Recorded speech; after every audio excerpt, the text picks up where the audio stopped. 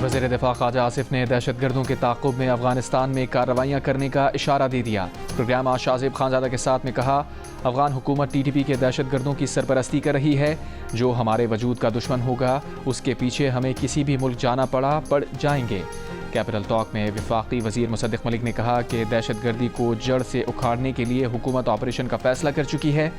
जंग उनकी दहलीज पर ले जाएंगे जो पाकिस्तान में बच्चों को शहीद कर रहे हैं।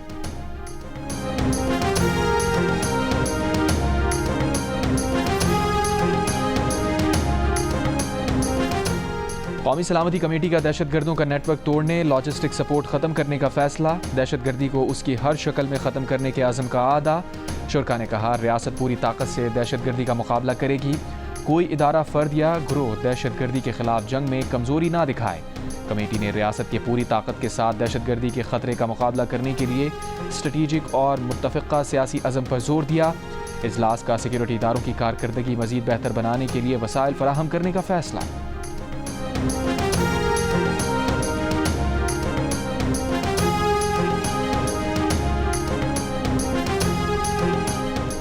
कौमी सलामती कमेटी से खिताब में वज़ीर आज़म शहबाज शरीफ की तहरीक इंसाफ पर तनकीद। कहा, सोशल मीडिया पर नफरत अंगेज़ प्रोपेगेंडे से फ़ौज और अवाम के दरमियान दरार डालने की मज़मूम कोशिश की जा रही है। फ़ौज और अवाम एक हैं और उनके दरमियान दरार डालने की साजिश ना पहले कामयाब हुई ना आइंदा होगी। ऐसे शरपसंद अनासिर की मज़मूम कोशिशें कभी कामयाब नहीं होने देंगी।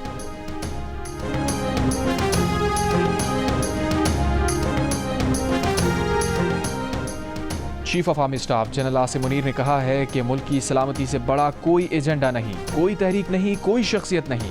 कौमी सलामती की पार्लिमानी कमेटी से खिताब करते हुए कहा, पायदार इस्तेहकाम के लिए कौमी ताकत के तमाम अनासिर को हम आहंगी के साथ काम करना होगा। ये हमारी और हमारी आने वाली नस्लों की बका की जंग है। हमको बेहतर गवर्नेंस और मुमलिकत पाकिस्तान को हार्ड स्टेट बनाने की ज़रूरत है। हम गवर्नेंस के गैप्स को कब तक अफवाज पाकिस्तान और शोहदा के खून से भरते रहेंगे।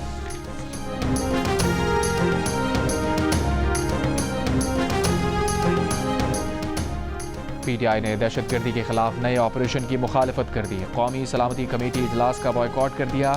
बानी PTI का बॉयकॉट के फैसले का खैर मकदम। कहा, गैर मुंतखब नुमाइंदे ऐसे फैसले नहीं कर सकते।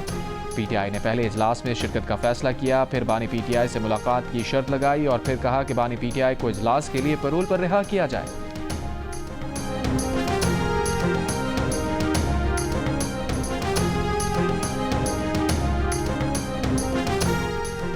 अमरीकी सदर ट्रंप और रूसी सदर पुतिन की फ़ोन पर गुफ्तगू, 2 घंटे से ज़ायद बातचीत।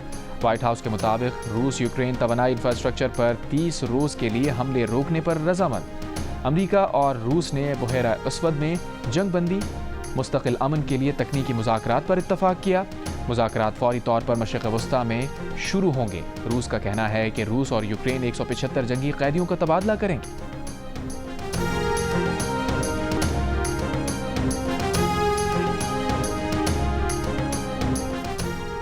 पैका एक्ट के तहत रावलपिंडी के थाना वारिस खान में मुकदमा दर्ज। पुलिस के मुताबिक इदारों के खिलाफ बेबुनियाद मालूमात सोशल मीडिया पर पोस्ट करने के पर मुकदमे दर्ज किया गया। गैर मुनासिब पोस्ट करने पर मुलजिम मोहम्मद रेहान गिरफ्तार, अडियाला जेल मुंतकिल। और खैबर पख्तूनख्वा पुलिस ने रवां साल के 2.5 माह के दौरान 69 दहशतगर्दों को हलाक किया। पुलिस दस्तावेज के मुताबिक जनवरी में 20, फरवरी में 26 और 15 मार्च तक 23 दहशतगर्द मारे गए। पुलिस ने दहशतगर्दों के 33 हमले नाकाम बनाए।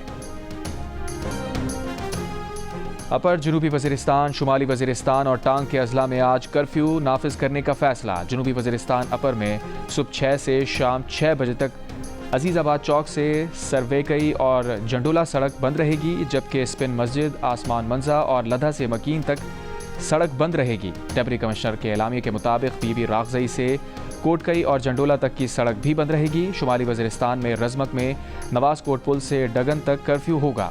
डगन से मेलुगई पुल तक सुबह 6 से शाम 6 बजे तक कर्फ्यू रहेगा। टांक में कोट किले से मंजई तक और कड़ी वाम से जंडोला तक कर्फ्यू नाफिज रहेगा। कोट किले से गोमल और गर्दावई वाना का रोड खुला रहेगा। अफगानिस्तान दहशतगर्दों की आमाजगा बन चुका। दुनिया को अफगान हुकूमत के किरदार से आगाह करना होगा। Chairman Pakistan People's Party Bilawal Bhutto Zardari का अफगानिस्तान में दहशतगर्दों की मौजूदगी का मामला भरपूर अंदाज में सिफारती सतह पर उठाने पर जोर। पार्लिमानी कमेटी के इन कैमरा इजलास से खिताब में कहा, ये अहम कौमी मसला है जिसमें अगर मगर की गुंजाइश नहीं। दहशतगर्दों की माली मदद करने वालों का पता लगाना होगा। जो आग पाकिस्तान में लगी है, इर्द गिर्द रहने वाले ये ना समझें कि उन तक नहीं पहुंचेगी। दुनिया खुद को इस खित्ते से अलग थलग नहीं रख सकती।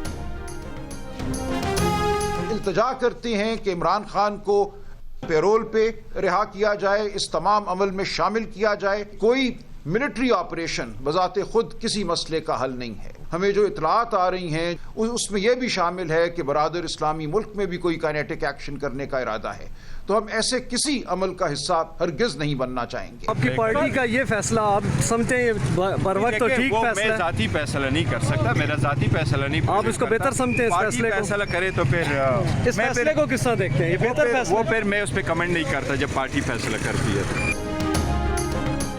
पीटीआई ने दहशतगर्दी के खिलाफ नए ऑपरेशन की मुखालफत कर दी। कौमी सलामती कमेटी इजलास का बॉयकॉट कर दिया। बानी पीटीआई का बॉयकॉट के फैसले का खैर मकदम, कहा गैर मुंतखब नुमाइंदे ऐसे फैसले नहीं कर सकते। बॉयकॉट से पहले पीर को पीटीआई ने इजलास में शिरकत का फैसला किया, नाम भिजवाए, फिर अचानक शर्त लगा दी कि पहले बानी पीटीआई से मुलाकात करवाई जाए। सुबह होते ही नई शर्त भी लगा दी कि बानी पीटीआई को इजलास के लिए पैरोल पर रिहा किया जाए। सलमान अकरम राजा बोले, बानी पीटीआई की इस इजलास में शिरकत ज़रूरी है। पीटीआई किसी ऑपरेशन के हक़ में नहीं।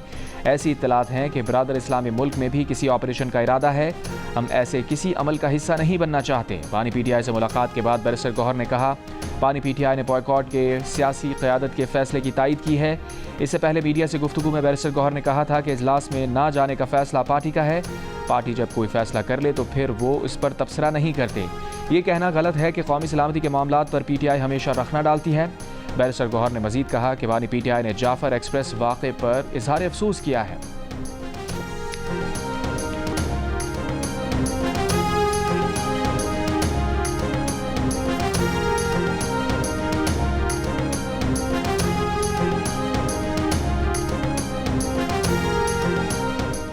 कौमी सलामती की पार्लिमानी कमेटी के इजलास में वज़ीर आज़म शहबाज शरीफ ने हिज़्ब इख्तलाफ की गैर मौजूदगी को अफसोसनाक और गैर संजीदा अमल करार दिया। कहा, हिज़्ब इख्तलाफ की अदम शिरकत कौमी जिम्मेदारियों से मुँह तोड़ने के बराबर है। दहशतगर्दी के खिलाफ सबको मुत्तहिद होकर आगे बढ़ना है। वज़ीर दिफा ख्वाजा आसिफ ने कहा कि अपोजिशन को कम अज़ कम आज के इजलास में कौमी यकजहती का मुजाहरा करना चाहिए था। स्पीकर कौमी असम्बली अयाज सादिक ने कहा कि अपोजिशन ने आज भी कौम को मायूस किया। अपोजिशन का रवैया पार्लिमानी रिवायात के मुनाफी है। JUIF के सरबराह मौलाना फजलुर रहमान का कौमी सलामती कमेटी के इजलास में तहरीक इंसाफ की अदम शिरकत पर इजहार अफसोस। कमेटी से खिताब में कहा, तहरीक इंसाफ को यहाँ ना देखकर मायूसी हुई। उनसे मशवरा करते तो वो इजलास में आने का ज़रूर कहते। अपने सियासी इख्तलाफात भुलाकर इस इशू पर इकट्ठा होना होगा।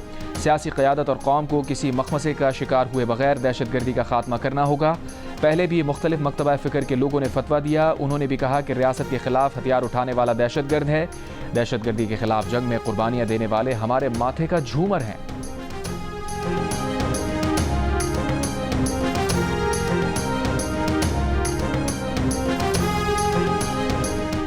वज़ीर आला खैबर पख्तूनख्वा अली अमीन गंडापुर का पार्लिमानी कमेटी बराए कौमी सलामती के इजलास में सियासी जमातों के दरमियान हम आहंगी पर जोर। कहा, आपस की बदएतमादी को ख़त्म करना होगा। सूबे में सिक्योरिटी मसाइल मौजूद हैं। जम होने वाले कबाइली अज़ला को मुकम्मल वसाइल फराहम नहीं किए गए। बारहा विफाक के साथ ये मामला उठा रहे हैं।